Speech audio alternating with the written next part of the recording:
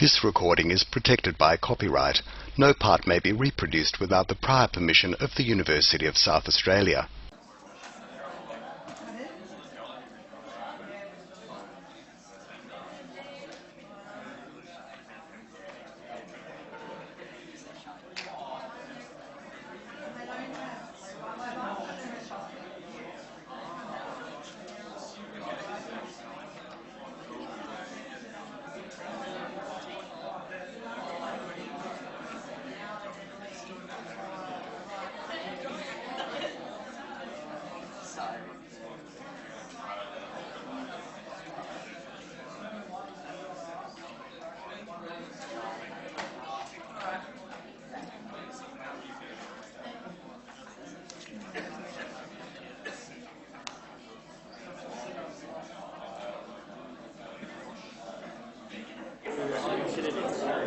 All right, let's get cracking, shall we? So the lucky civil engineers today are on a geology excursion at the beach.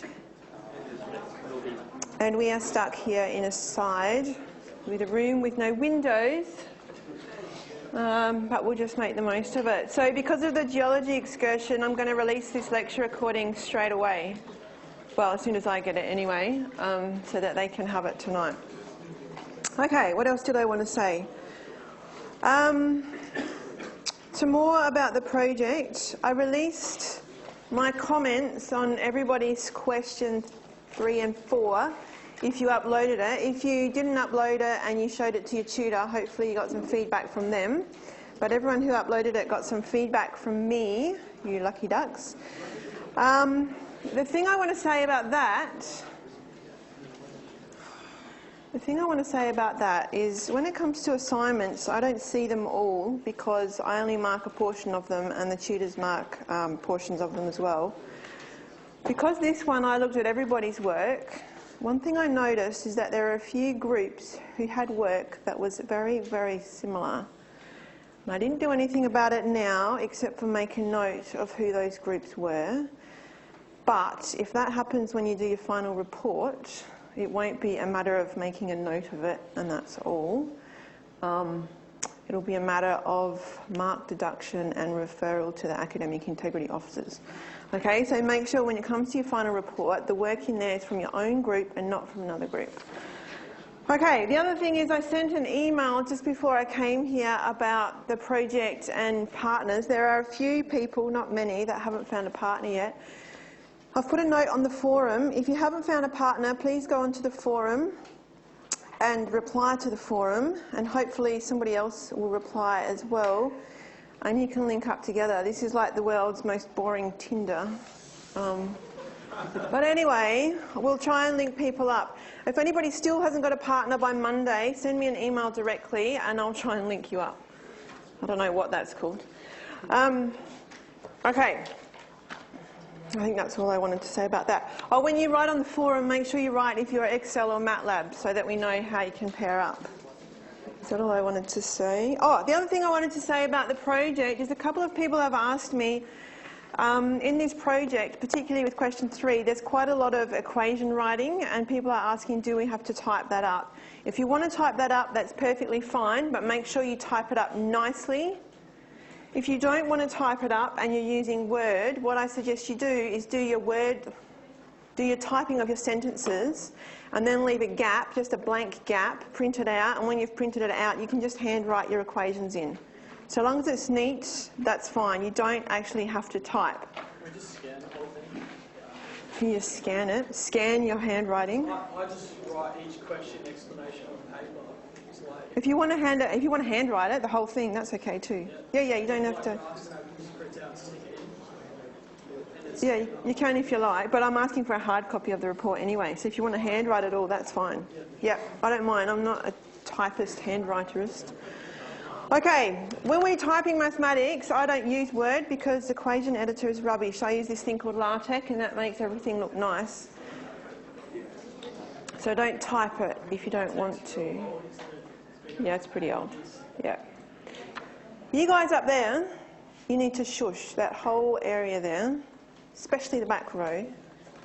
Yes, I'm looking at you. There's no row behind you. Okay. All right, let's get cracking, shall we? So on Monday we started talking about one-to-one functions and inverse functions because we want to be able to integrate these certain types of expressions, and these expressions you need the inverse trig functions and the inverse hyperbolic trig functions to integrate them. So we talked about the inverse trig functions, and then we started to talk about the hyperbolic functions, which have all these weird sounding names, sine and cosh and tanh. The hardest thing, because you don't say it how they're spelt, right? The hardest thing is to actually say it and write it at the same time. So you watch me, I'll get into a bit of a sticky spot. Okay, sine and cosh and tanh and sech. That's the other one we're going to use. So just to get used to them a little bit, we're going to play with them for a little while, just do a couple of little integrals, and also find out what their derivatives are, and then we'll talk about their inverses. So first of all, let's just prove some of these identities. By the way, these identities are on your formula sheet. You don't have to remember them. That's like killing brain cells, in my opinion. So they're on your formula sheet. You just need to know how to use them. Again, the most important ones will be these two at the top. Very occasionally these ones, but not very much, okay? Mostly the 2 at the top. All right, so let's do these two examples. We're going to prove some of these identities, and we're going to find a derivative. Now,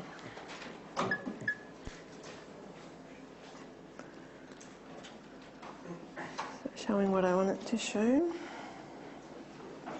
Okay.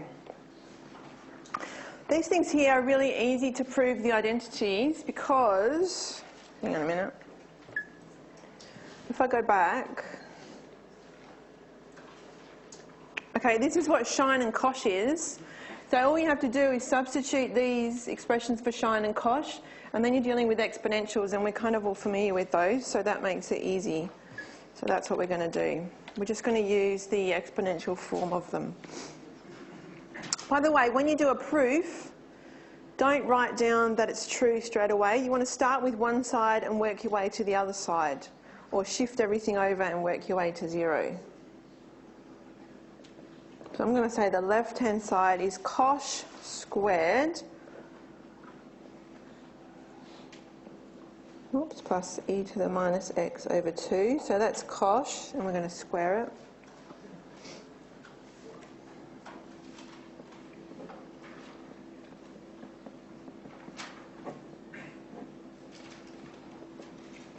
Equals. Square both of these things. You've got to square the top line and square the bottom line. When we square the bottom line, we just get a 4. Both of them are going to have a 4 on the bottom line, so I'm going to ship that out the front. Okay? And now I can just square this top line here. So I get e to the 2x. So the square of this, the square of this, and twice their product. What's their product? If I multiply them together, I just get 1. Okay? So twice the product is 2. Now I can do this one here, but don't forget this minus sign out the front. So square of the first, square of the second, but with a minus sign. Twice the product is going to be minus 1, with a minus out the front, so that gives us a plus 2, twice the product, equals, now let's have a look, this one and this one will cancel out, this one and this one will cancel out, 2 plus 2 is 4, and then we get it equals 1. So cosh squared minus sine squared is equal to 1.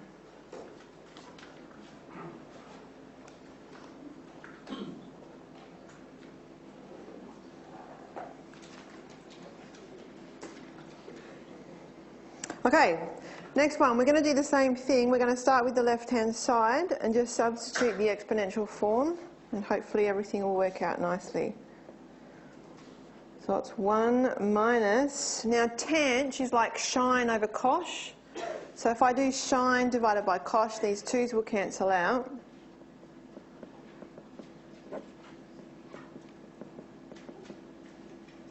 And I want it squared. So tan is sine over cos, and tant is sine over cosh. So that's kind of easy. All right, I'm going to turn this into something that has the same denominator as this. So that's going to be something like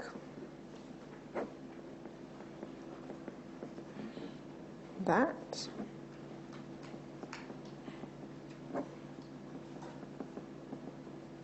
Oops, I'm going to do it like this.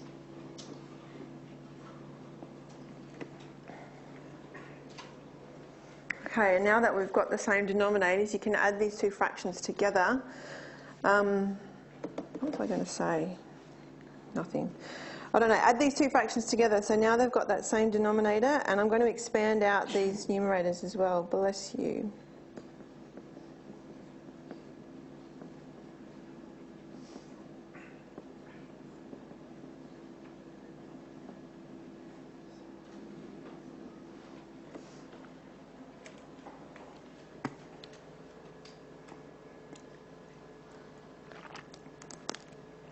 Okay, here's a tip.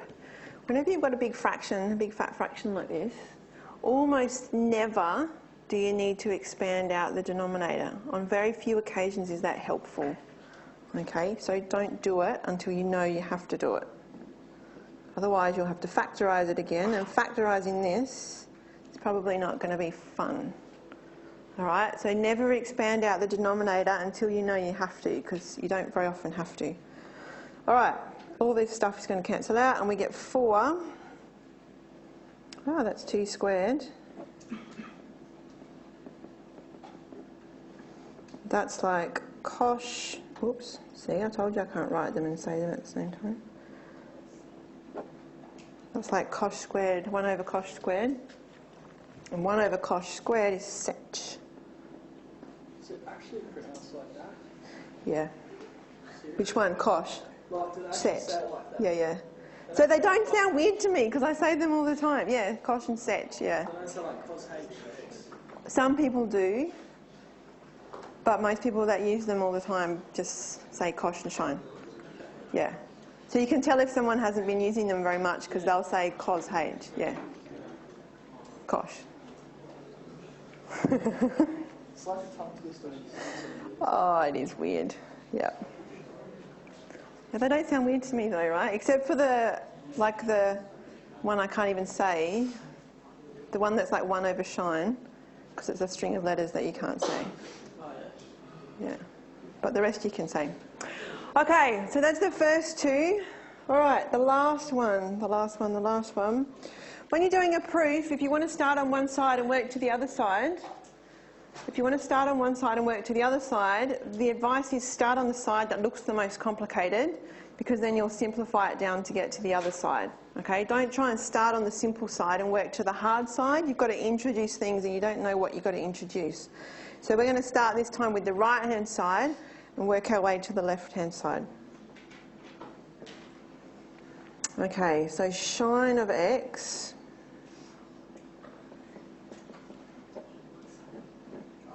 times by cosh of y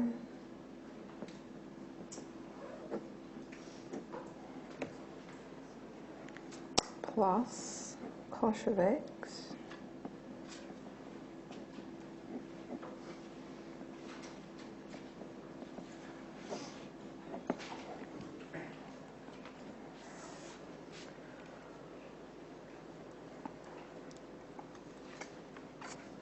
Okay, we're going to multiply these things together and expand them out. When we do that, on the denominator here we get 2 times 2 is 4, and here we're going to have 2 times 2 is 4, so I'm going to ship that quarter right out the front, okay, and I'm not going to worry about it for a little while. 1 over 4. Okay, then I need to multiply the numerators here and the numerators here and see what we've got. All right.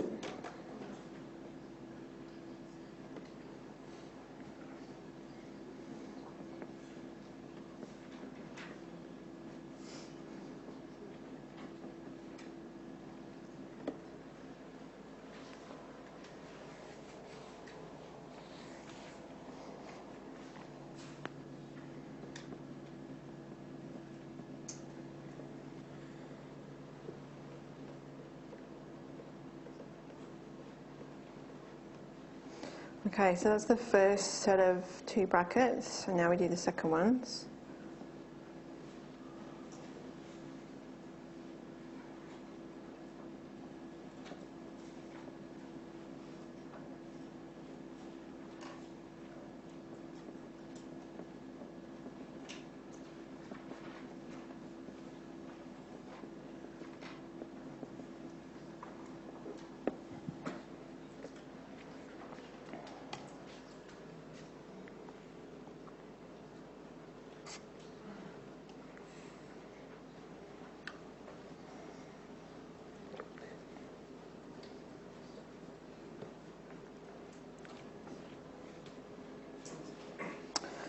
Okay, let's see what we've got. A quarter.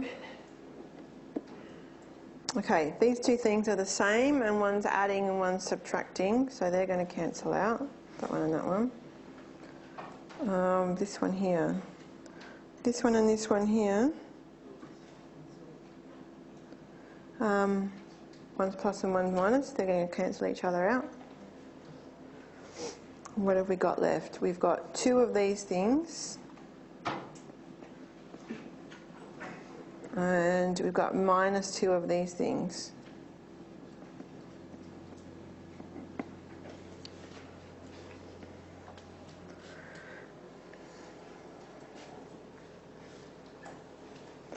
Okay, now hopefully we all know our log laws, and we know that e to the x, e to the y can be e to the x plus y. I can also cancel out these 2's, so I'm going to have 2 on the bottom line. And here I'll have e to the x plus y. Okay, and this one here would be e to the minus x minus y, and I'm going to take that minus sign out the front. So minus, take the minus sign out the front, x plus y. And that's exactly what we're looking for on the left-hand side, right? That's shine of x plus y.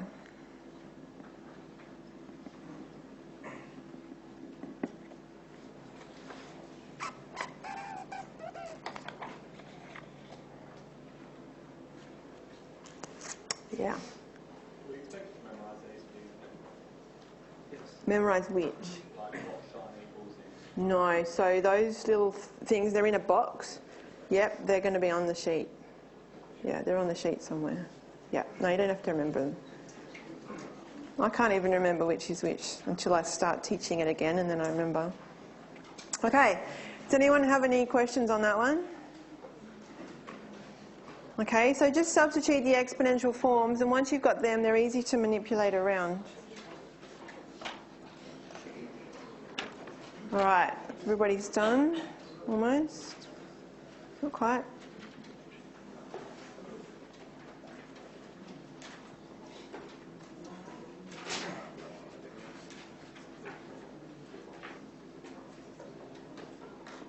Okay, all right, we've got another example straight away. Okay, we're going to find the derivative of one of these things. Let's just do one though.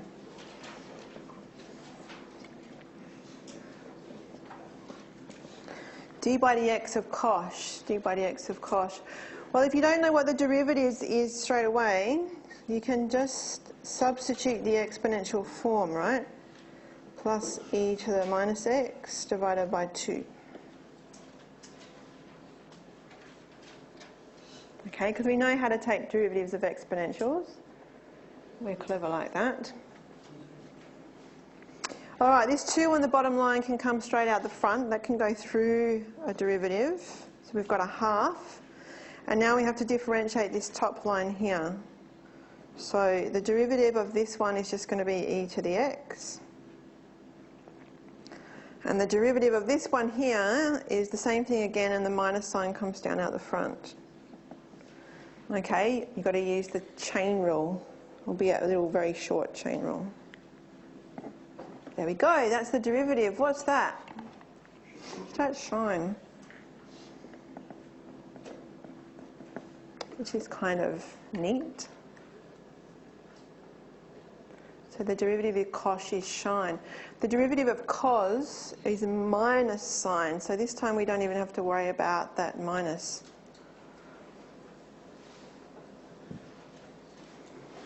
Okay, does anyone want to ask any questions about that one? No? Pardon? The half. So the half, that whole thing together is shine because it's got to have a 2 on the bottom line just like the cosh does. So that whole thing together is just shine. Yep. Yep. Have a look at the little box in your notes.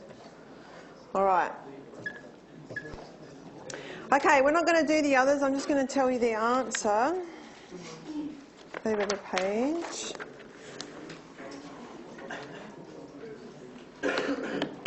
Okay, the derivative of cosh is shine, the derivative of shine is cosh, and the derivative of tanh is sech squared.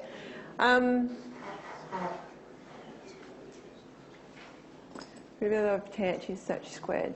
So it's exactly the same as the trig functions, except you don't have to worry about that minus sign, so it's actually even easier. But these are on the formula sheet too, so you don't even have to remember them. Okay? Does anyone want to ask any questions? We're going to do a couple of examples straight away. No? I'm going to do 1, 2, 3 examples. All right. That wasn't very long now, was it?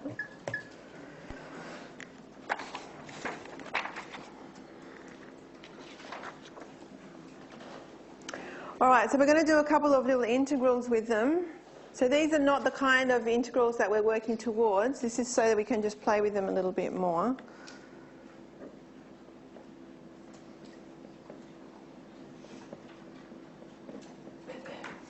Okay. How do you reckon we'd do this integral? By parts. Those people who have said that, have they had their tute already? So you've been doing by parts all week? Okay, this one's not by parts. When we finish techniques of integration, I'm going to spend a bit of time talking about how do you choose how to integrate something. And one of the things I'm going to say is you start with the easiest technique first. So the really easiest one is can you just do it, right? Can you just do it? So they're the kind of ones you did at school, probably. The next easiest one is can you do it with a U substitution? That's what you said, right? Can you do it with a U substitution? So this is with a U substitution. We've got a function here. Here's your outside function. Here's your inside function. And here is the derivative of the inside function. The constants aren't right, but it's there. Okay? So U substitution.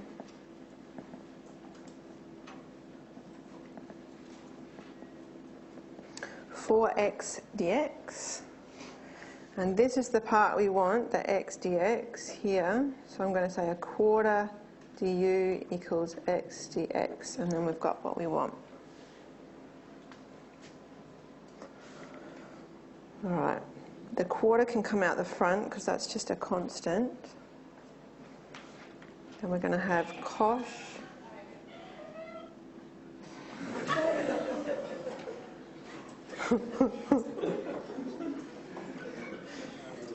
For a moment there I thought somebody was in terrible pain.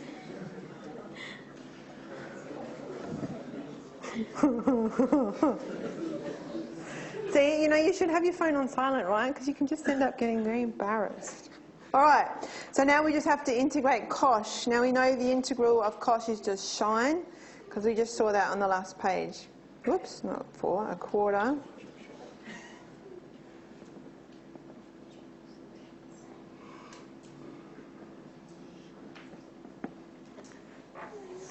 Okay, so don't forget when you're doing a U substitution, you have to change everything to U's. All the X's, including the dx, have to be changed to U's. All right, and then you can go ahead and do your little integration. All right, does anyone want to ask any questions about that one? That's pretty straightforward. That's probably nothing you haven't really seen before. Is everybody done with that one? Not quite.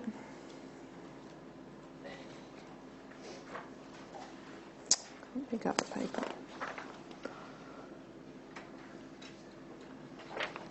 Nearly.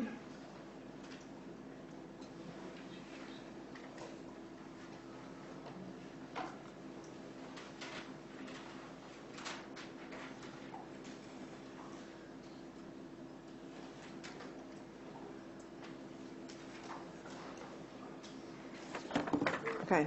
Sorry, were you done? Yes? Okay. All right. This one here, how do you reckon we'll integrate this one?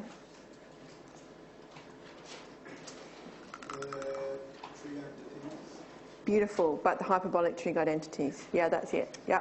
So which one do you reckon we'll use? Follow-up question for Minty.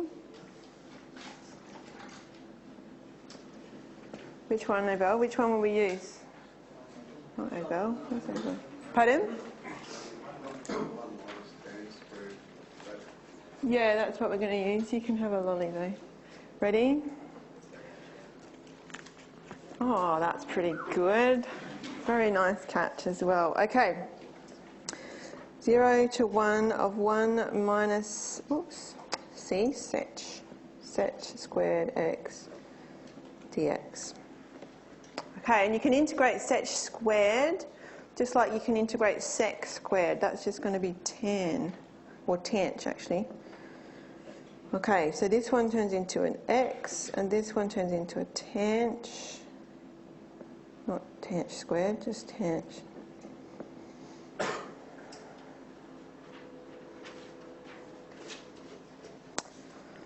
Okay, equals 1 minus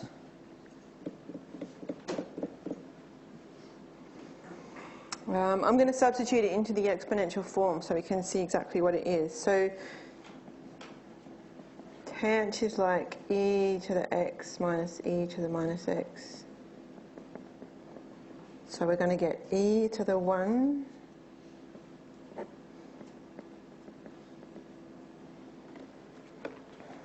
and then we're going to get minus 0 if I put 0 in here.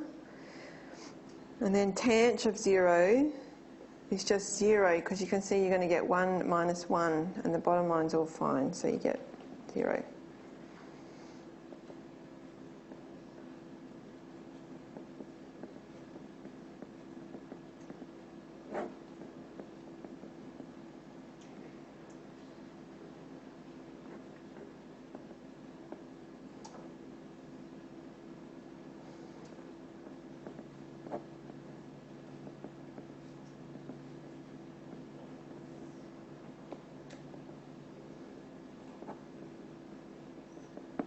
Go. So that's the answer.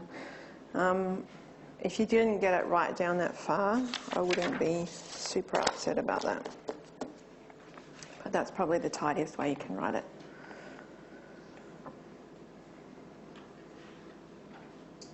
I would expect you to know that this 0 was here, and I would expect you to know that tanh of 0 is 0. But if you left it like 1 minus tanh of 1, that would be okay. All right, does anyone want to ask any questions about that one?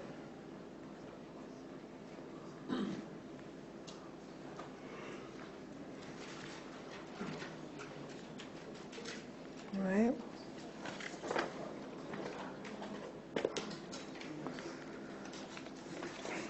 Okay, another example straight away. Here's a lot of words. Okay. A cable hanging on its own weight. So when we started talking about these types of functions last Monday, I said they make the shape of a wire on a telegraph pole, and that is true.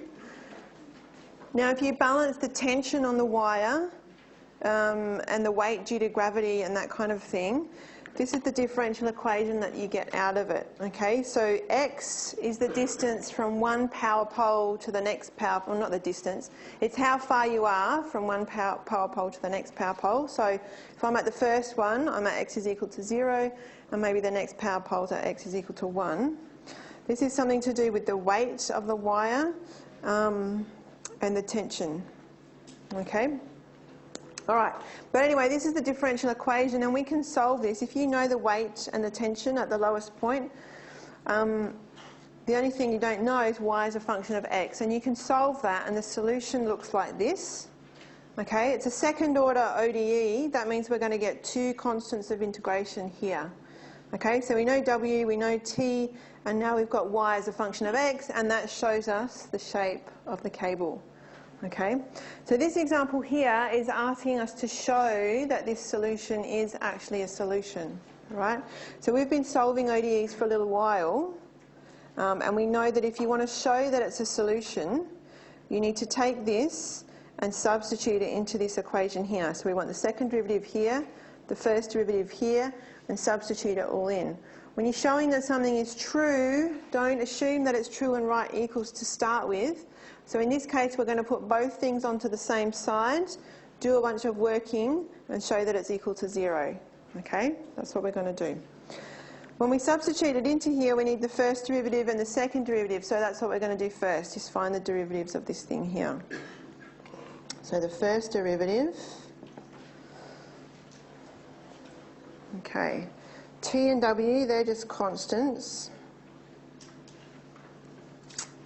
Okay, this cosh will turn into a shine, and there's no change in sign out the front for the hyperbolic functions, so we get shine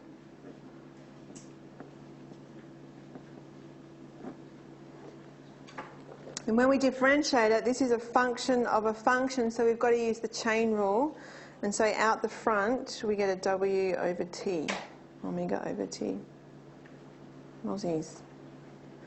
Okay, so that's the derivative of that. The derivative of this is 0 because it's just a constant. Okay. Oh, hello. Is it that time already? Not quite. Okay, second derivative. Actually, we should just write that a bit more neatly. So these things are going to cancel out. There we go. Okay, second derivative. So we want to take the derivative of this one here. Same thing again. Shine turns into cosh.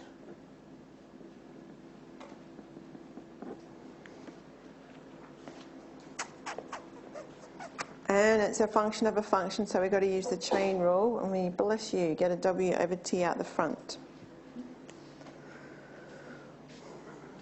Okay, so that's the first derivative and the second derivative. Sorry. Is it alright to leave it as C2 for both of them? Instead of Would they be the same constant? this one here and that one? Yeah, it's the same constant because we're differentiating, not integrating. So it's only when you're integrating that you add a constant. So we're differentiating, so you just write the same function down again. Okay, so now we're going to substitute it into the differential equation. So if I rearrange this so that it's all on one side, what do I get? Y double prime minus square root 1 plus y prime squared.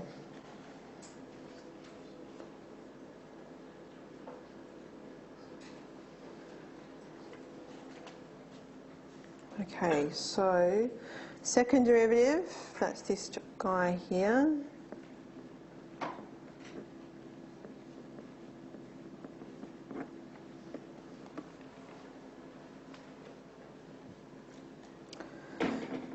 Minus w over t times by the square root of 1 plus, and now we want the first derivative squared, so that's this thing here.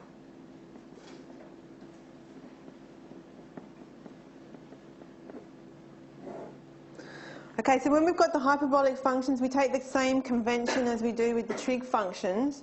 So this squared here doesn't mean shine, shine. It means take the shine of this thing in here and then square that whole answer. Okay, just be clear about that. It doesn't mean shine, shine. Okay.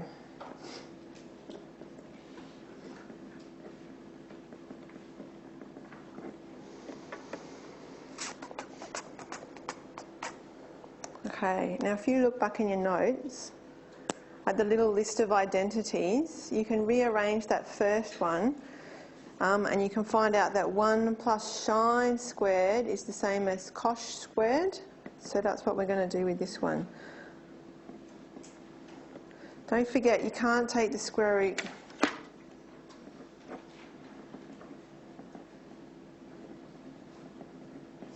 Don't do that. I see that so often. Don't do that. It's not the same. You have to somehow find a way of joining these things together, and then you can take the square root of the answer. Okay, so this time we're going to turn it into a cosh squared And we can do that using those identities. The first one, if you just rearrange it. Okay, so what now? You can see, if you take the square root of a square, this thing's going to cancel out with this thing and we get 0.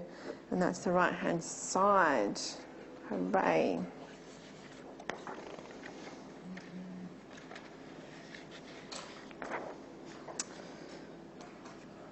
Okay, does anyone want to ask any questions about that one? Yeah.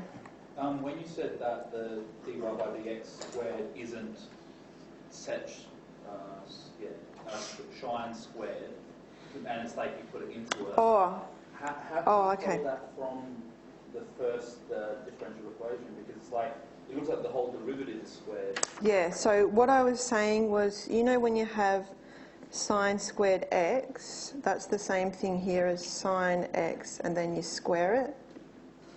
Yep, it's not the same as this sine x. Yeah.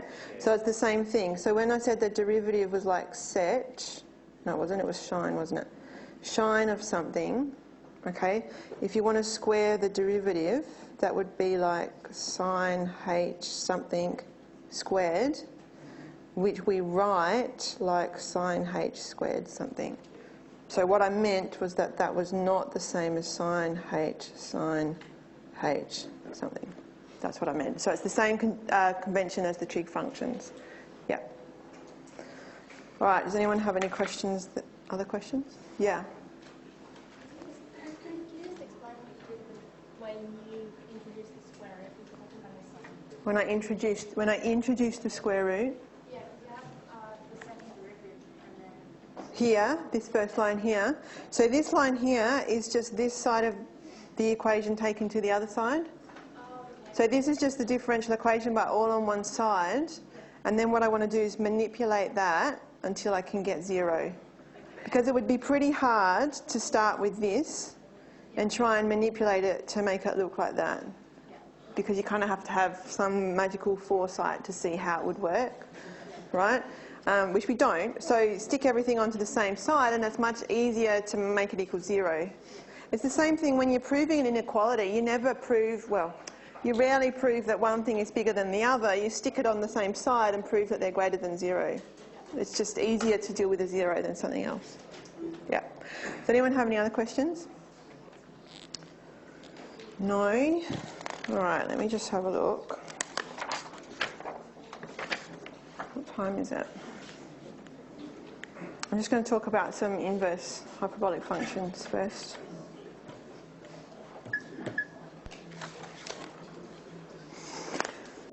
Okay.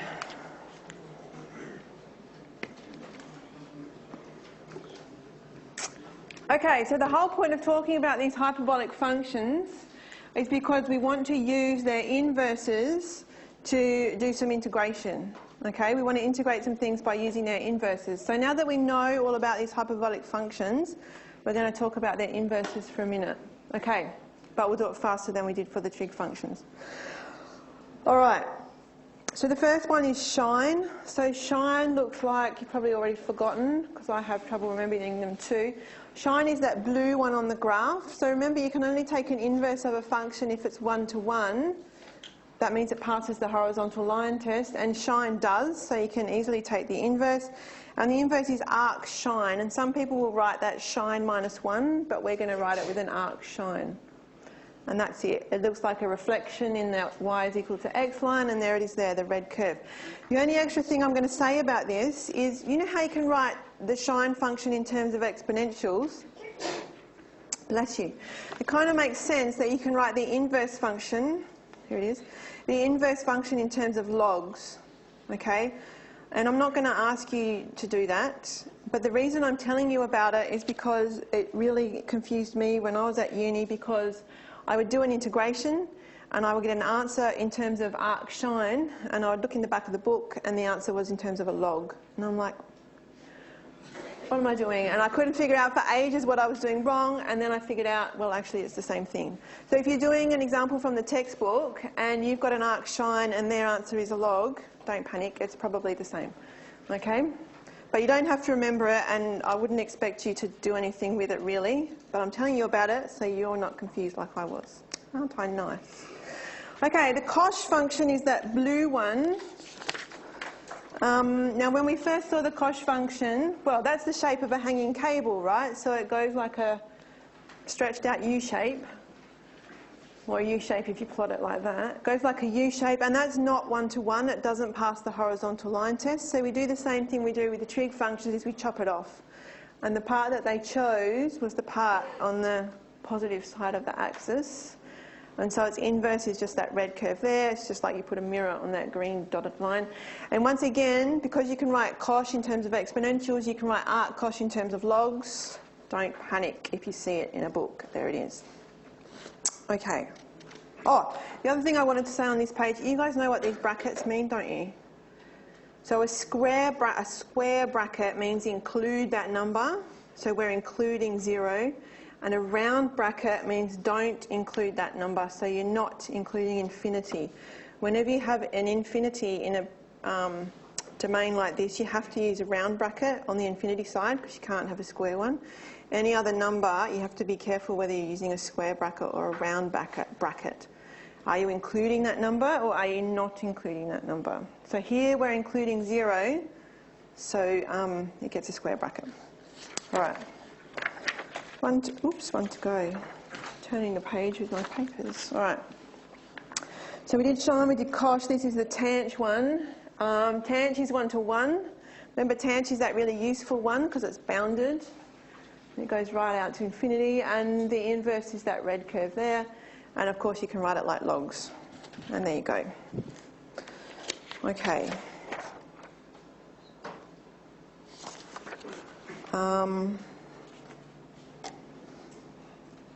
Okay, we're going to do one part of this example before we have a break. And then we'll have a break.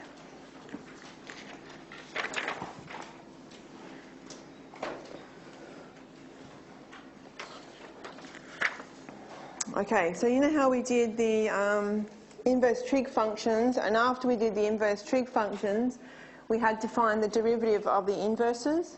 Well, now we're going to do the same. We're going to find the derivative of the inverse hyperbolic functions. And we're going to do it the same way we did before, right? We're going to say let y is equal to arc sine x. And we're going to try and find dy by dx.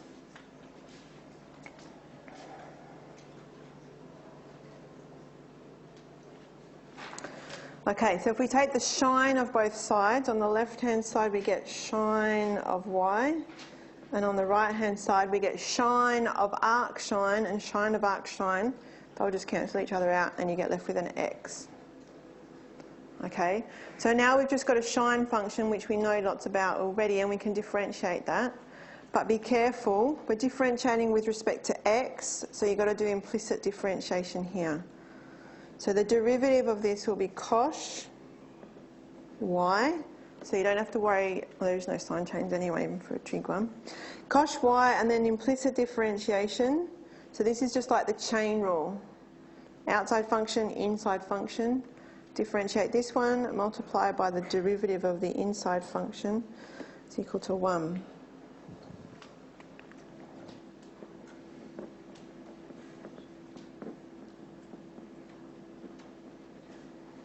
1 over cosh y. So there's the answer, but that's really bad manners because we want it in terms of x, not in terms of y.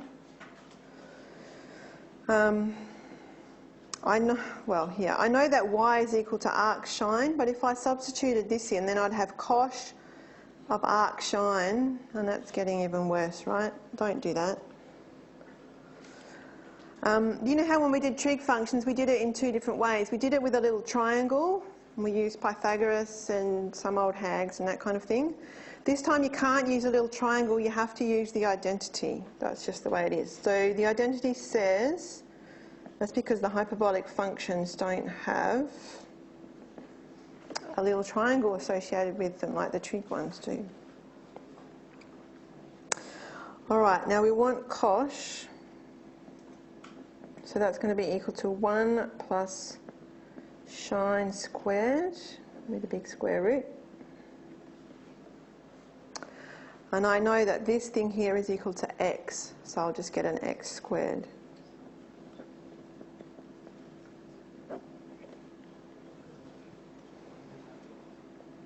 There we go.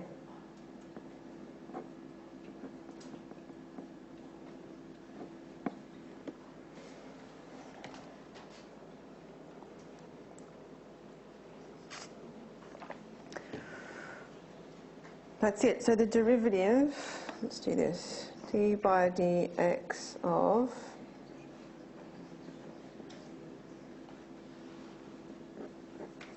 is equal to that thing there. It's hard to see, isn't it? Plus sign.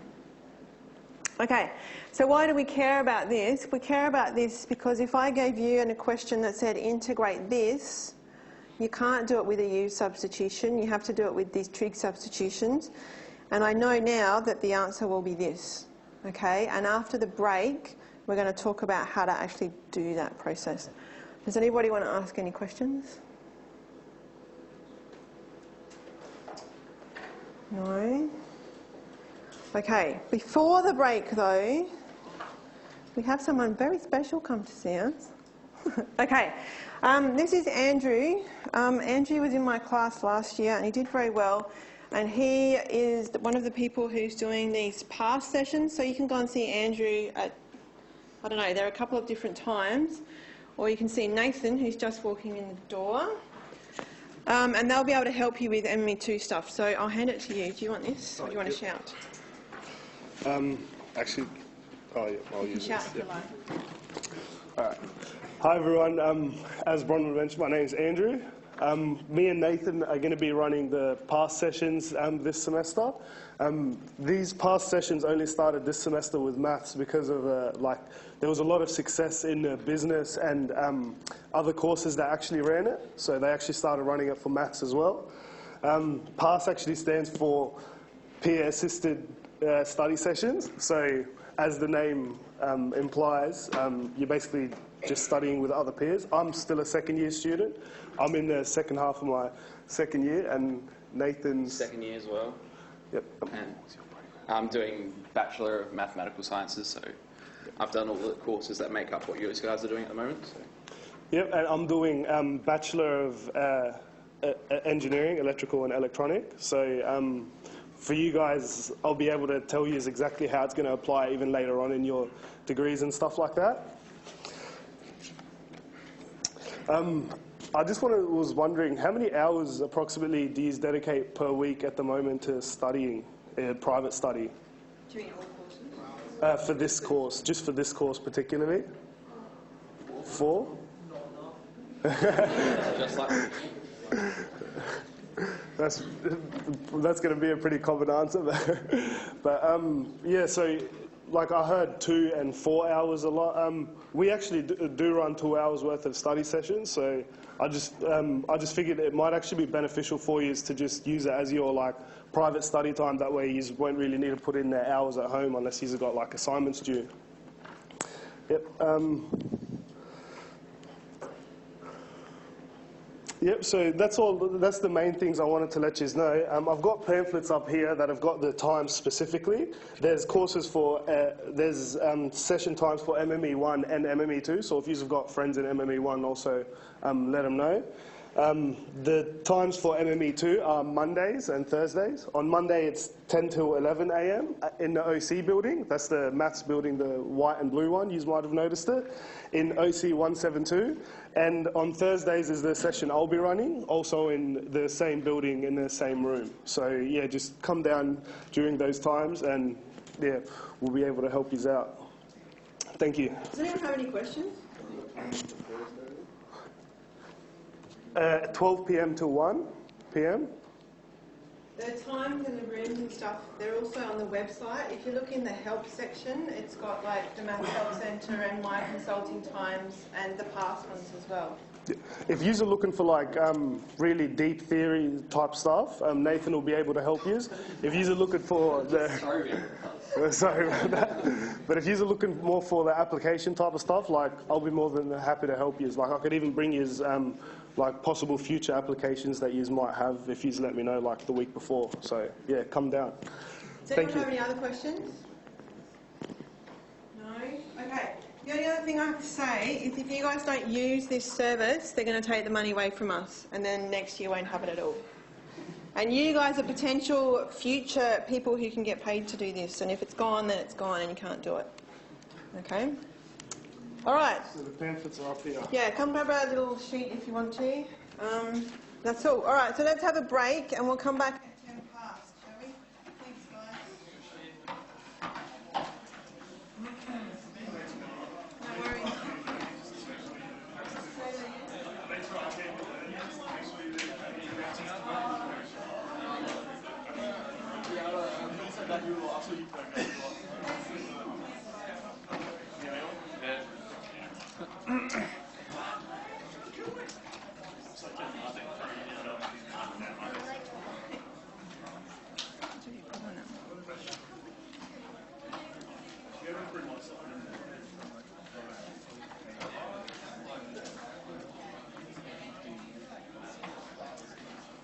So with the project, that's hard copy.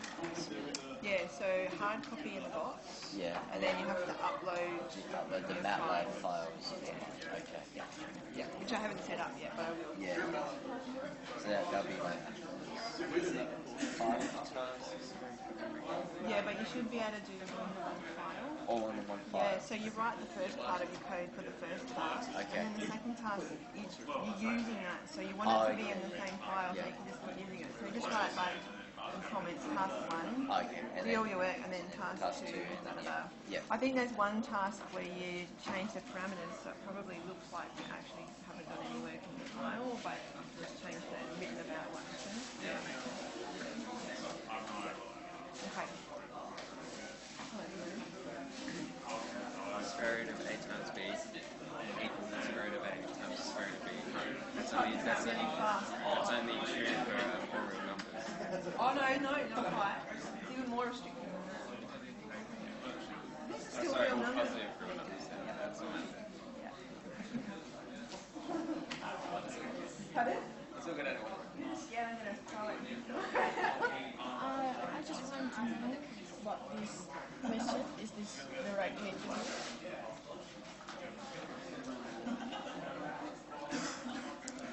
Looks like it. Where did you get that from?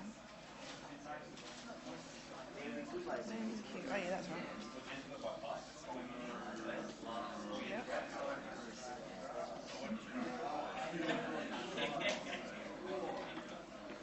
That's right.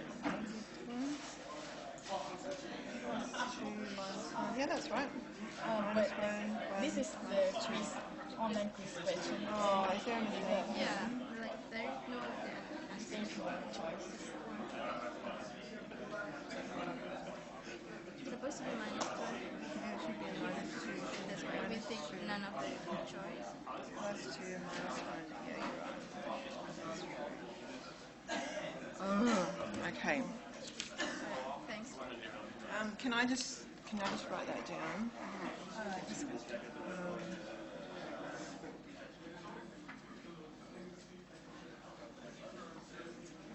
Okay. Thank you.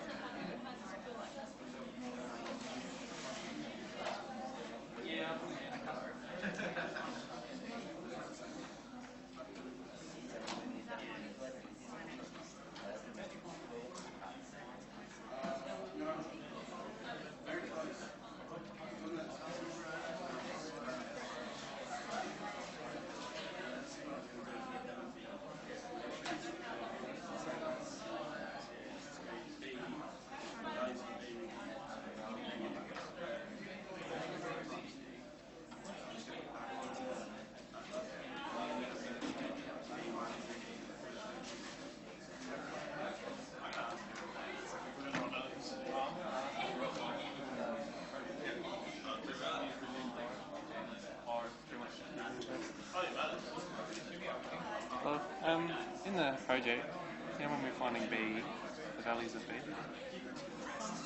Yeah. Can we just use, like, we have our equations and we already did it, but can we just use, like, reduced row echelon form with, like an augmented matrix? No, we in the MATLAB. Well, yeah, but you know how you set it up like this, right? Whatever your matrix called at the front, and then your B matrix here.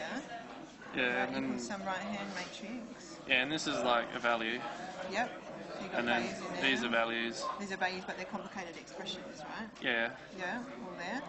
You can just do this. This thing here, -1. So you'd prefer that? Yeah, it's much better. But, okay. Because What were you going to do? we did a matrix where it was like this was C and that was D, Yep. and then we called this matrix like F or whatever it was. So F was C, D, but D was equal to like Yeah, I know what you're talking about. the transposed of it. So like when I put these two values in, I did like, Oh no, that should be a column vector anyway. yeah, I know, but when I put it in, I put one value in here, and then another value, and then I just put the transpose there, so then that makes it into a column. Yeah. So then I did reduce row echelon form of F, and that gave me like 1, 0, 0, 1, and then I think that was 0, and I think this was like negative 0.01 or something like that. That's what we did, and then we plotted it, and it looked pretty close. It was like pretty close to it. It was kind But of. this part of the solution will only. This part of the solution here is only valid after t is equal to 1. So you get this part from the first. Yeah, that was from the A1. And then this one here, you can only start plotting that afterwards. It shouldn't do that. Yeah, that's what this was. It was pretty close on to the same as it. Oh, to the and To the Yep. pretty close. Yeah. Yeah. That's okay. Okay. Yeah, so you can do that. Because we did that, and then we like got the value, and then we actually wrote, okay, B1 was equal to 0, and B2 was equal to whatever this was, negative 0.001, I think it was, maybe. Don't do that. No. Because when you change the parameters at the top, this answer will change, and you've hard-coded these numbers in. So how can we do B1 and B2? How can you do B1 and B2? If you've done it like this, yeah. I don't know if there's a MATLAB command that you can extract these two entries. So if we do it like this... If you do it like this, you just get it. You get back a vector. Oh, okay. Oh, so the two numbers you want. the B1 and the B2. Okay. And then you've still got to extract them from this vector. Do you mean extract them out, so like... Yeah, because you want a name it B1, yeah. You want a B1 is equal to that thing and a B2 is equal to that thing. Would you do... Or you could do this, right? B1. And then that will straight away get that number. So you just do B1 is equal to B in brackets 1. Okay. Or, like I said, you can just use that in your equation. You don't have to actually... Oh, you don't actually have to do No, you can B1 just do equals that. to... Okay. Okay. But there must be a way to it. If you did it this way, you could extract these out automatically, similar to this. But don't do it like that, because when you change your parameters, It'll change. numbers will change. Okay. You don't want to have anything that's hard-coded. The only hard-coded one is Okay. everything else should be done. Yep. Okay. Yeah, that makes sense. Alright. Cool. I did send you an email just asking how you wanted to lay it out. So you just wanted an introduction. Yeah, you did. I just want to make sure. So you just said you want an introduction, and we number it, and then we just sort of some words about Yeah, it. make sure you write some words saying this is what this means. Yeah. This is what I found. Yeah. Because I think we'll probably start typing it up and stuff soon. So. Yep, no worries. Yeah. Alright, thanks. No worries. Yeah. No. Quickly. Yep. Everyone's anxious to get cracking, I'm sure. I don't think so. Was this question 4? We didn't get time to submit because Alex was meant to submit. I submitted question 3, then he was at work, so he didn't really get time. Where did you get that equation from at the start? It's in the thingy. Oh, I see. You there, used yeah. the wrong one. Okay, Oh, is don't it? use that one. Don't use that one because you want to know at t is equal to 0 and you don't know what's going on before Yeah. time starts, right? So, yeah. So near the bottom of the page there's a paragraph that talks about the initial condition. Yeah. And in that paragraph there's a different equation that looks like this. Z of Z primed of t equals Z at t plus delta t minus Z of t over delta t. And this one's not as accurate as that one, Okay. but it means that you don't have to deal with negative time, because then you put 0 in here, Yeah. right? This is the thing that you're looking for. You know the value of this because I told you in the initial conditions. Sure, yeah. And then you just have to rearrange this, and you should know that. So rearrange this to get this thing here, and you're done. Oh, okay. So it's inside the paragraph in the text. Oh, you mean, wait, why do I have two? I have two at the bottom. That's the wrong one. Yeah. So not that one because you're dealing with negative time. Oh, okay. There's another one that's in the paragraph. It's less accurate, but if you just use it once, you only use it once, Yeah. just get 1 point, right? That's okay. All right. Thank you. Okay.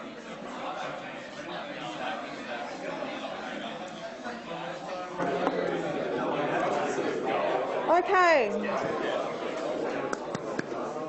Let's get started, shall we? A proof that 1 is equal to minus 1. Sam knows the answer. Does anyone else know the answer?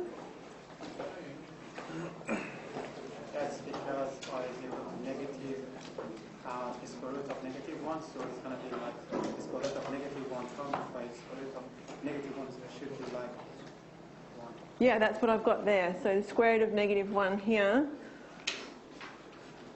This one here is the square root of negative 1 times the square root of 1, and I've still got 1 under the square root. But if you do I times I, you get minus 1. Does anybody know what there's a problem here? Also minus square root of 1? No, you're talking about here. That's true, but I am allowed to just pick one of them. I don't have to always pick both if I don't want to. I'm allowed to pick one.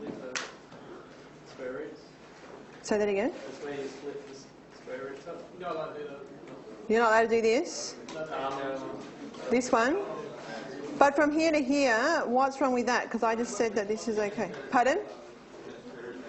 Yeah, you can take the square root of a negative number if you talk with the I, if you talk with complex numbers.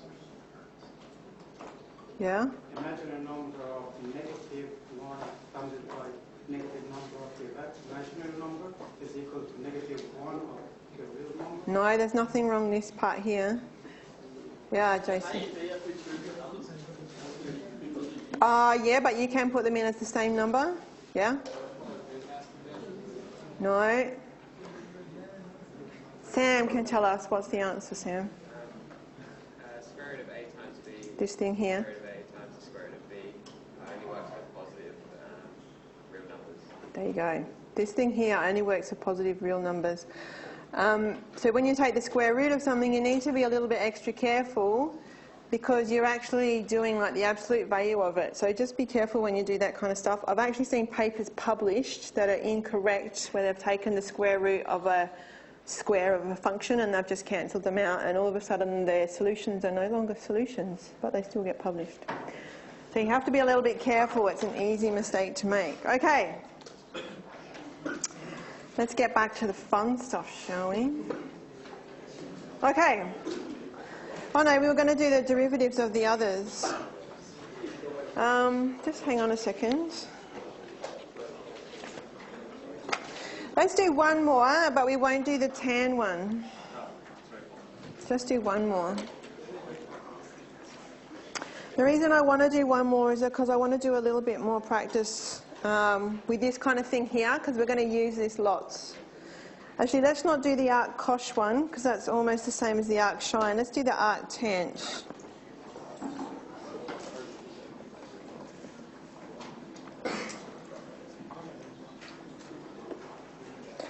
Okay, let y is equal to arc tangent of x, an itchy foot.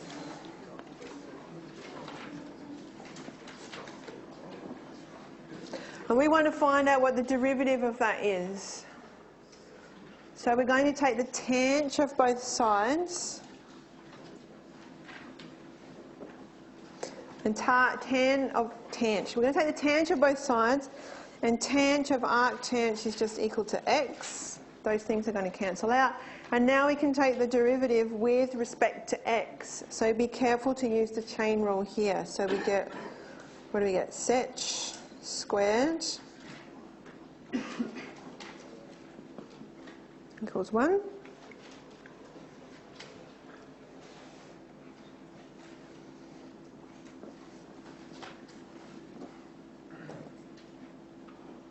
Okay, so there's the derivative in terms of y, but that's kind of bad manners. It is bad manners. So we have to turn it back in terms of x, and you can't use little triangles for hyperbolic trig functions. You've got to use the identity. So we use the one that says 1 minus tangent squared y equals sech squared y.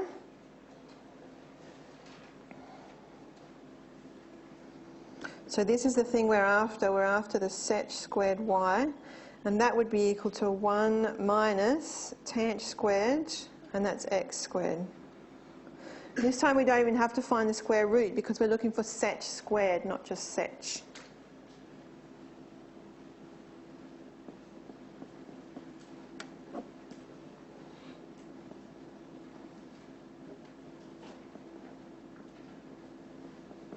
There we go.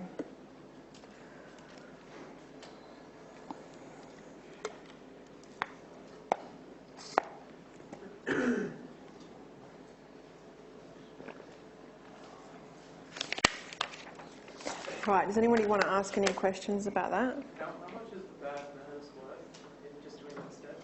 Lots.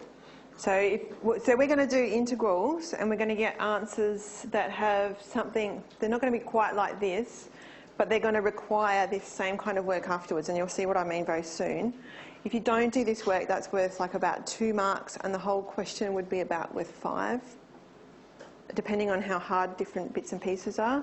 So it's significant that you have to write your answer in terms of the variables that you start with. Yeah. Yeah, so that bad manners is costly. Does anyone have any other questions? Yeah. Do we need to show the identity we use, or we just get? Do you have to show the identity that you use? If you did it, you would turn this, I think you would probably go from this to 1 minus tangent squared here, and then you would go to 1 minus x squared. So you're either doing the working there or you're doing it here. So it doesn't really matter. Yeah. If you didn't do the 1 minus x squared, if you put in the y is equal to arctangent, would you still get full marks or not? So do you mean if you had sech squared of arctangent? Yeah, no, you would get nothing for that, sorry. No, you get nothing for that. And the reason is, like, when you write sine of arc cos, it's kind of when the answer could be something like 1. I'm expecting you to get an answer that's something like 1, not like sine of arc cos. So we're gonna do lots of it, so you'll get to know. But yeah, no, you don't get your marks for that. All right, any other questions? Any questions that aren't exam related? Okay.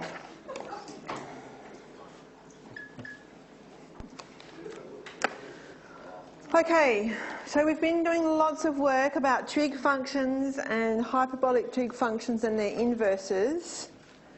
And the whole point of doing it all was so that we could do some integration. Okay, and so this is what we're doing. At the start of this section, when we started this integration technique, the integral that we were talking about was 1 over 1 plus x squared, and we said you can't do that by substitution, by u substitution, because you've got like a function of a function, but you haven't got the derivative of that inside function anywhere. So if you tried to do a u substitution on this one, you wouldn't be able to change all the x's into u's, you'd be stuck, and then you can't do it. So this is what we do. Actually, this is not what we do quite yet. This is what we're going to use. So there's this equation which you guys probably all know, cos squared plus sine squared is equal to 1. I'm going to rearrange it so it's in 3 different ways. 1 minus sine squared, 1 plus tan squared, and sec squared minus 1. Okay? Now the point of rearranging it like that is we're trying to match this side of the equation here, of one of these equations, to what's causing us the problem here. right? So you can see what's causing us the problem here is this thing here, and it's 1 plus something squared. Now if you look down here, see this one here? It's like 1 plus something squared, okay? And that's going to be the clue to picking a substitution. So I could pick this substitution here, and I'll show you how to do it in a minute. In the same way, you can get this identity from the hyperbolic trig functions, and you can rearrange it in 3 different ways. I've got a 1 plus sine squared, a cos squared minus 1, and a 1 minus tan squared. And the same thing applies. You want to look at this side of the equations, right, and match it up with the integral you're trying to do. So I've got 1 plus something squared, match it up to here, and it's this first one here, 1 plus sine squared. Okay, so now we've got 2 choices of what integral we can do. And anything you write on here that's like a 1 plus something squared or a 1 minus something squared or a something squared minus 1 will match up to one of these 3 things, always. That's the only different 3 choices you can have. So do you have a question, Jonathan? You can use either 1 plus tan squared or 1 plus sine squared, either one of them. You can, and we're going to talk a lot more about that too. What happens though is one of these will be easy and one of them will be hard, and unfortunately you can't tell from the start which one it is. But I'll tell you where's like the exit button. Let's go and try the other one, okay? And you don't have to get very far before you find that, okay? Does anyone have any other questions so far? No? All right, so these little 2 sets of 3 equations, you need to have them in front of you all the time when you're doing trig substitutions. And if you have a look on the formula sheet, there's a little section that says identities or equations or something useful for trig substitution, and these 3 things are written there. Okay, so you've got them right there in front of you and you can just see them and you can do this matching process. Okay? All right, so this is how you do it. So, in this one here, you would choose the tan squared one here, or you could choose the sine squared one. Now, I did this already, and I know that the tan squared one is going to be the easy one. So that's the one we're going to use, all right? So we're going to use 1 plus tan squared is sec squared. Now, you can see that if I'm trying to match these things up, the 1's match up, the pluses match up, and that means I have to match the x squared with the tan squared. Right? Now, if I want to match the x squared with the tan squared, it must mean that x is equal to tan theta. Okay? X is equal to tan theta. So this is the substitution that we're going to do. Now, you know when you do a u substitution, first of all, you say what your u is going to be, and then you find the derivative, and that's so that you can turn your dx into a du. Well, now we're saying the relationship between x and theta, and now, next thing to do is turn the dx into a d theta. Okay, so you differentiate this in the same way, and then you get dx is going to be equal to sec squared theta d theta. Okay, so now I can turn all my x's into thetas. So the top line, which is just dx, that becomes sec squared theta d theta, and on the bottom line you get 1 plus x squared, and I'm replacing the x with a tan theta, and there it comes there. Okay, then you go and use the identity that you said you were going to use. So I said we were going to use this one. So 1 plus tan squared is going to become sec squared. And look at this, it beautifully cancels out. And now all we have to do is integrate 1 with respect to theta. You get theta plus c, don't forget plus c. And then you have to turn it back into x. And I've written tan minus 1 instead of arc tan, but that's it. Okay, so that's the procedure that you follow. Find one of those equations that matches up, match it up, change everything into thetas, and then use your identity and turn it back to x's, integrate and turn back to x. All right, does anybody want to ask any questions? We've written 1 plus tan squared theta equals sec squared theta, and then you replace the tan theta with x. What's the equivalent for secant squared theta if you replace tan theta with x? Like does it then change in terms of x instead of in terms of theta? Or? Hang on, say that again. I got the first part. If you do... You know, you said you replace it with tan theta with x? Yep, so that's this part here. Yeah. Yeah. What is, in the identity, would that then change secant squared theta? This one here. Yeah. This x squared. No, you only have to use you can use the identity only in the places that you want to. That's what I want to say. Are you saying why didn't I turn the top sec squared into a tan squared? No, I was just more talking about in general with the identity. This one here. You can use it wherever it's going to be helpful, I guess. And it's helpful to turn these things so that they're the same thing and then I can cancel some out. It's not helpful to turn this into secs and at the same time turn this one into tans. Yeah. Does that make sense? Yeah, that makes sense. Is that what you're asking or not? No. Sorry. Okay. All right, maybe we'll do some. If it still doesn't make sense, come ask me. I had a problem in the next one, but I went one bit further. This one? Oh, this one's, yeah, okay. All right. So it just ends up secant theta, so I'm wondering if that's 1 cos x. Let's do it and we'll see, shall we? If it doesn't make sense, let me know. Okay.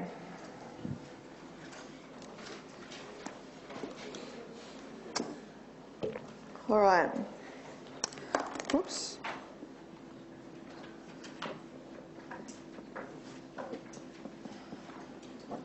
I'm just going to take the positive square root in this example, so we're not going to worry about the plus and minus. Now this is separable. You can put all the y's on one side, that was a dodgy y, and all the x's on the other side, and then you can integrate the left-hand side with respect to y and the right-hand side with respect to x.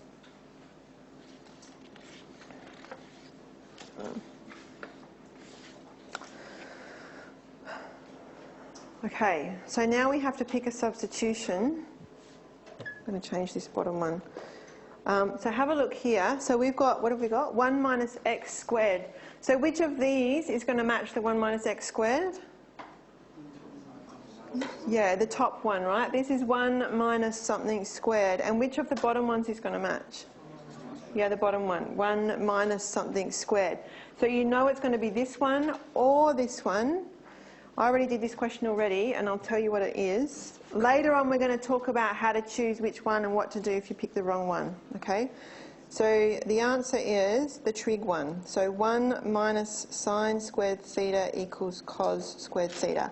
That's the one that we're going to use. Okay, so we're matching up the 1, we're matching up the minus sign, we're matching up the x squared and the sine squared. So that tells me that x has got to be sine of theta.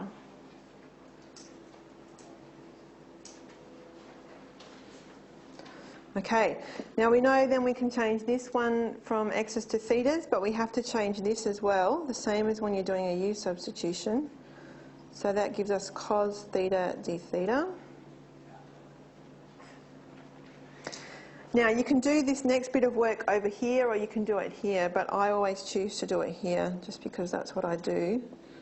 1 minus, now x squared is sine squared because that's what we said it would be. 1 minus sine squared, and now we get to use our identity, and that identity said that that is equal to cos squared theta. And now I can go ahead and replace some things in my integral. So I've got the integral. Now instead of 1 minus x squared, I'm going to write cos squared. So I've still got the square root.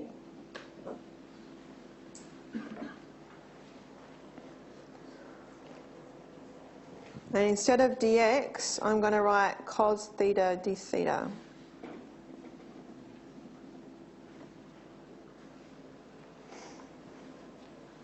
Okay, now the point about doing this part is because you've got this thing here, you've got a square root with a 1 minus, and you can't take the square root of this and then subtract the square root of this. That's against the rules, I told you that before, and you should know it already anyway. But if I turn it from two things into one thing, now I can take the square root, okay? So I'm going to have a cos theta from there, and I'm going to have another cos theta from here. So that's like a cos squared theta d theta. Can we integrate that? How will we integrate that? Yeah, we're going to do a trig identity. Okay, so when we do the trig identities, we call it trig identities, and when we do this stuff, they're called trig substitutions. Okay, just so that we can all know the difference between them. So I can do the double angle formula one, right? So it's a half that can come out the front, and that turns into a 1 plus cos 2 theta d theta.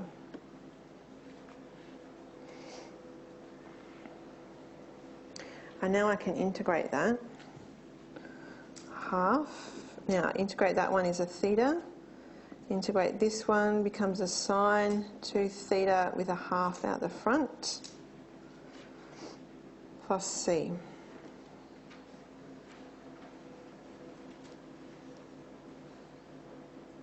Oh, actually, you probably shouldn't have done this one first. It's a little bit tricky. Let's start with the hardest kind you can get, shall we? All right, so here now we've done the integration, and the point is now what you have to do is turn it back from thetas into x's, okay? So this one is kind of easy. We know that x is equal to sine theta, so theta is going to be equal to arc sine x. So that part's done. This one here is a little bit trickier. Now, we only know trig functions according to theta. We don't know anything about trig functions according to 2 thetas. So I'm going to change this so it's trig functions of just theta, and I'm going to use another identity for that. So there's another identity says that that one is equal to sine theta cos theta, if you look on your sheet. Okay, we still have to turn these into x's though.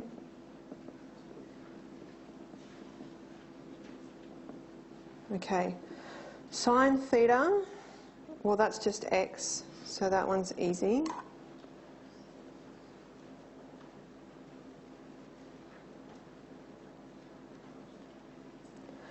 And cos theta, well I can use this little thing here, right? Cos theta is going to be equal to the square root of 1 minus sine squared theta. And sine of theta is x.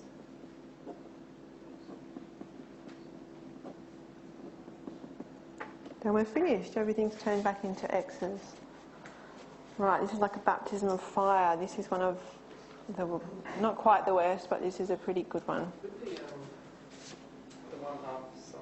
That one? Yeah. To there? Was he supposed to put 1/2 at the front there? No, the formula says that this thing here is equal to 2 of those. So if you take a half of them, you just get 1 in the identity. Does anyone have any other questions? So normally this part here is not quite as hard as this question. Now, what else did I want to say? Okay, so we've turned everything back into x's, which is what we started with, so that's what we need to do. The other thing to notice with these questions is when you're finished, almost, well, pretty much always, part of your answer will be appearing in the question. All right, so if you have a look in the question, I've got square root of 1 minus x squared, and here it is down here. Pretty much always you're going to get part of your answer is going to be coming up the top as well. Okay? Does anyone want to ask any questions? Kyle, does that make more sense? This one's a bit tricky because you've got to do all those trig identities as well. Okay.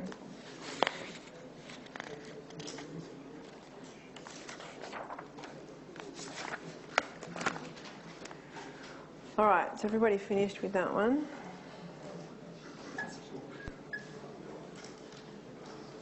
Did that. Okay. All right, you guys up there, please. All right. Now the next question is, you sometimes get things to integrate where you don't have a 1, you've got something else. Okay, so what do you do then? That's the next question we're going to answer. Oops. Okay. So here's an example here. You don't have to do this, but this is what I always do. If you have a question that looks like, let me just write this.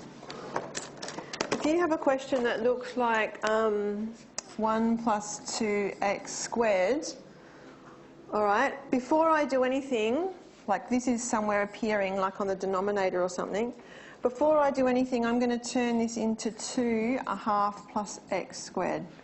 Okay, so it's much more my preference to work where the coefficient of the x squared is a 1. You don't have to do this, but that's what I think is the easiest thing to do. Okay, so as long as the coefficient is equal to 1 here, you could have something here that's not 1. All right, so what you have to do is you still look through that list of 6 identities and you find the thing which is a number plus something squared. So this thing might be 9, it might be 2 or 4, it doesn't have to be a perfect square. Okay, a number plus something squared, and if you look back here, it's like this, a number plus something squared, or here, a number plus something squared. Okay, so this time it's easier to use the tan one again. And then what you do is you start with that identity, and then you multiply the whole thing by a squared, right? And then you get this thing here, that thing there, and then you can match it up with your denominator. So the a squared matches with the a squared and the pluses matches, and the x squared is now going to match with a squared tan squared. So when I introduce my x, I better have an a in front of the tan. Okay, and then when I square it, I get x squared tan squared, like this.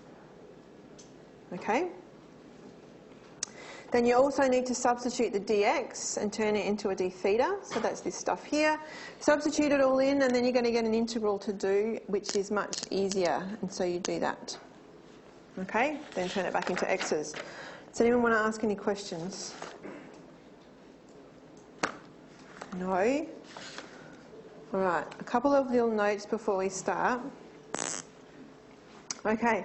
When you do a substitution, it doesn't have to be a trig substitution, it can be a u substitution.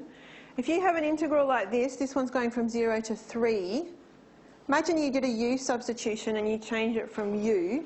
The way to read this integral is to say the integral of this stuff here, this big fraction, from x is equal to 0 to x is equal to 3.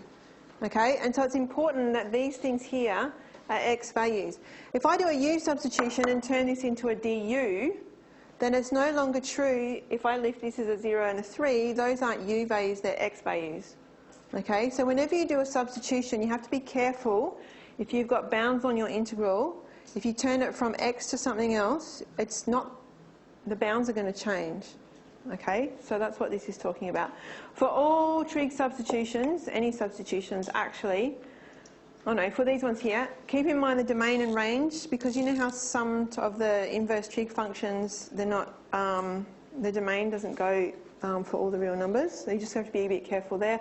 For definite integrals, there are 2 choices you can do. If you change this integral into a theta integral, you can change these values into theta values, or you can keep them as x values and then change, after you've done the integral, change your answer back into x and then use the x values. Okay, so we're going to do one example of this now, but those rules will apply all the time. All the time. Oops, that's not what I wanted.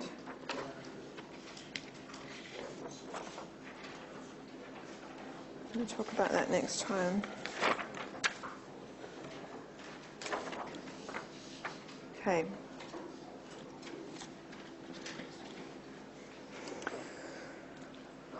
All right.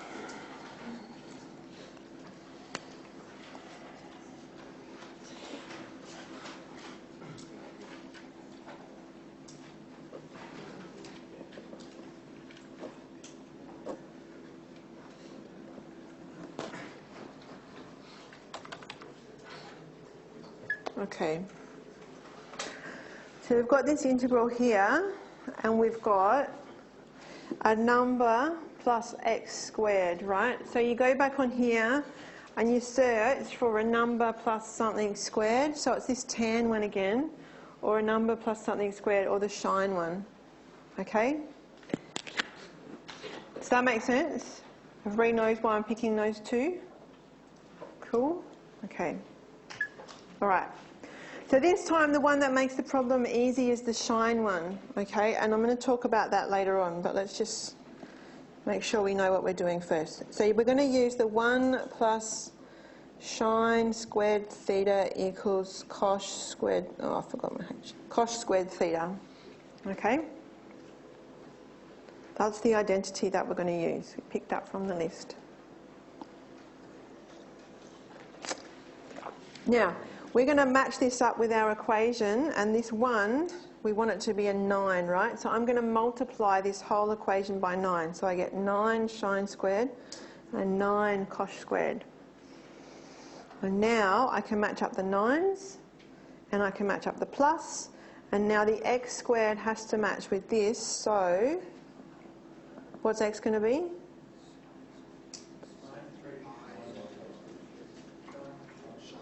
Yeah, with a number out the front though. 3. 3. Yeah, because x squared is equal to 9 sine squared, so you've got to take the square root of both sides and you get 3 sine. Okay, we also want to change the dx. d theta. Don't forget your d theta.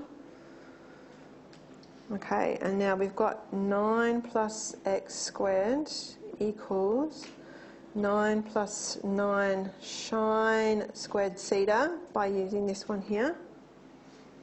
That's the way we designed it. And now we can use the identity and turn that thing into a 9 cosh, whoops, I've done the same thing again, cosh squared theta. And the whole point of that is we've got this thing under the square root that's two things adding together, so we're changing it from two things to one thing. And then you can apply the square root. Okay, so let's go. Integral, square root, oh, we're keeping people up. 9 cosh squared theta. And on the top, we've got 3 cosh theta d theta. I haven't put any bounds in.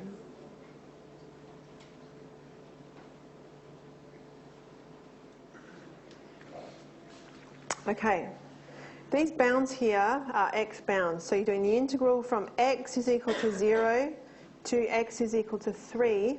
And now we're doing this integral with thetas, so we better not just put 0 and 3 there. We could change those values to theta values, or we can write x is equal to 0 and x is equal to 3, and then it's very clear that these things aren't theta values, they're x values. Okay? If you don't do this, you will lose marks, because this, if you don't put x equals, they're not theta bounds, they're x bounds. Okay? Alright, integral from x is equal to 0 to x is equal to 3. Now when I take the square root of this thing here, both of these things are positive numbers, so we can use that rule that was trying to trick us in the break. So we get a 3 here and a 3 there, so the numbers will cancel out. We get a cosh on the top and a cosh on the bottom, so they're going to cancel out, and all we have left is a 1. You don't even have to write the 1 really. We can do that. Integrate this with respect to theta, and we get theta from x is equal to 0 to x is equal to 3.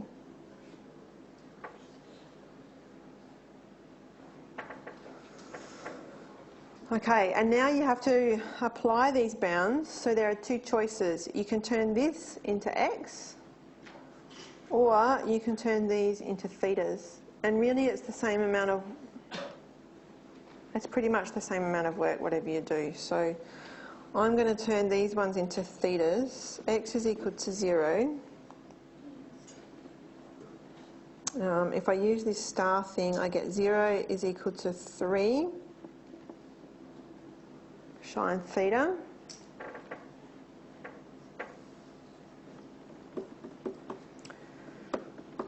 Now, you guys are all experts on hyperbolic tube functions now, and you should know that sine of 0 is 0. Okay, the sine curve goes through the origin. Okay, so this tells me that theta equals 0. Rest assured in the exam I'm not going to pick something that's crazy hard. X is equal to 3 sine h theta. Now, there's no easy way to get that number, so you can just say theta equals arc sine h1. That's it. So now that we have theta bounds, we can stick them here. And what are they? They're 0 and arc sine h of 1.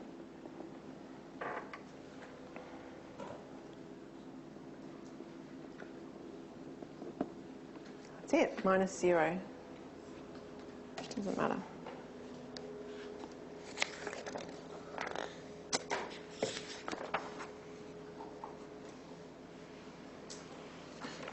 Okay, does anybody want to ask any questions? Yeah. Is it okay to find the indefinite integral and then evaluate it, or do we have to? Yeah, which is kind of what we did, right? I mean, if you ignore this stuff, you get to here, and then you would be turning this into x, and then you would be substituting the x values, and that's fine as well. You can do that. Yep. Yeah. So we can't, if we have something in terms of x, and then we use the substitution and we make it in terms of u, we can't substitute those downs in the u equation, which is one word. Yeah, that's what I did here, right? Yeah, but that's in terms of theta, so But if you were doing a u substitution, you would have like a u equals something up here, and you would use that u equals something down here and change the x bounds to u bounds. So it actually is wrong. If you substitute those bounds into the u. If you didn't change the x bounds to u bounds and substitute them in, you get the wrong answer. Yeah, that's right. Yeah. Does anybody have any other questions? If you had written theta in terms of arc sine x on 3 instead of Theta in terms of arc sine x on 3. Yeah. Could you just substitute it straight in from there? Like turn this into an arc sine x over 3, arc sine x over 3. Yeah, and then you'd put the x's in. Yep. And you'd get arc sine of 0, that's 0. You pretty much did that there. Yeah, it's the same kind of thing. Yeah. Does anybody have any other questions? No? All right. What time is it? I've had enough when we know the sun is blazing outside. Let's go outside and catch some vitamin D. Have a good weekend. I will see you next week.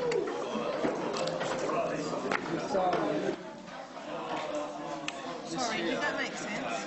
I used the wrong identity for 30. Okay. I don't know what version it was, probably this one back here, isn't it? I used the wrong identity, but if I grab my pen... Oh, the one, like the hyperbolic one instead of the trig one? I had this, you know how it's like 1 tan squared theta equals squared theta. Yeah. And then if you write that, if you go x equals tan theta, right, then that can be written as 1 plus x squared, yeah? Yeah, and that's what you're trying to match it with there, that's right. Yeah, that, I'm fine with that, but if you ignore this, right, and you've now written it in terms of x, what would secant squared theta be? How would you rewrite that in terms of x, or would you not?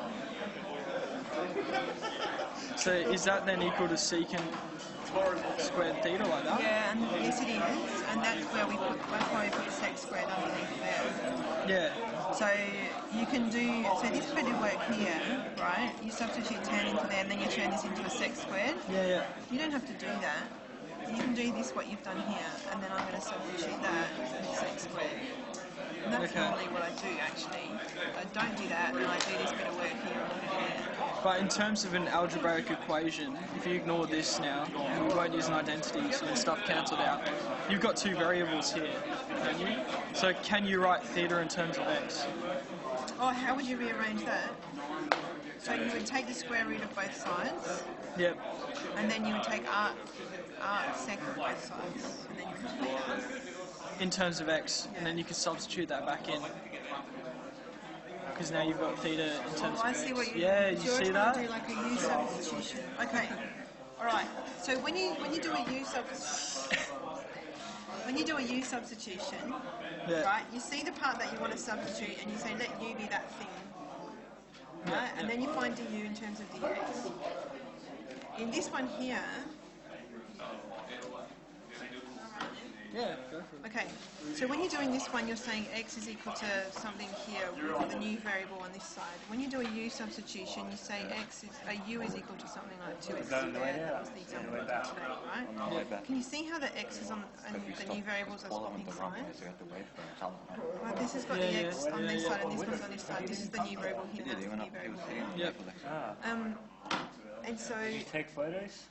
it really doesn't matter if you do what you said. I made Jad take If you do what you said, you're going to have some complicated algebra to do before you get into a state where you can make it work.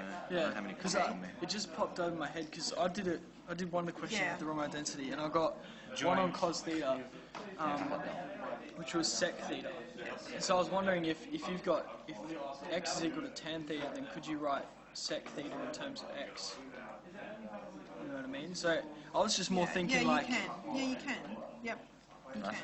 But it's just complicated because you get a square root, you get an inverse function, and then a square root of not just one thing but two things adding together. You can't deal with that stuff.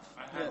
So it's just... But it is possible to write it. Probably never going to go there. You will, but in the end you're going to have to do enough manipulations to get you back to something like this. Yeah. It's going to come back to the same. No, I'd never do it like that, but it was just because I did it wrong, I popped into my head like, could you actually do it that way? Yeah, so that's the thing, which is, I think, it took me a while to realise why some students had...